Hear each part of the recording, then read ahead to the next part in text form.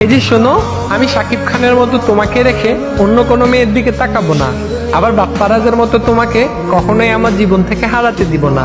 আমি সালমান শাহের মতো সহজেই তোমার মনে জায়গা করে নিতে চাই। তুমি আমাকে আরফিন শুভর মতো বিশ্বাস করতে পারো। আমি জুবানের মতো তোমাকে কখনো মন খারাপ হতে দিব না। মোশাররফ করিমের মতো সবসময় তোমাকে হাসি খুশি রাখবো। তোমার মিশা সওদাগরের মতো অনেক বেশি রাগ হলে তুমি কাজী মারুফের মতো আমায় গালি দিও।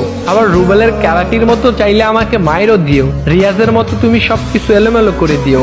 আমি জাম্বুর মতো প্রতিশোধ না নিয়ে চঞ্চল চৌধুরীর মতো সবকিছু গুছিয়ে নিব। তবে তোমাকে নিয়ে কেউ বাজে কথা বললে আমি তাহসানের মতো চুপচাপ বসে থাকবো না, বরং মান্নার মতো মাথা গরম করে সাথে সাথেই তার প্রতিশোধ নিয়ে নিব।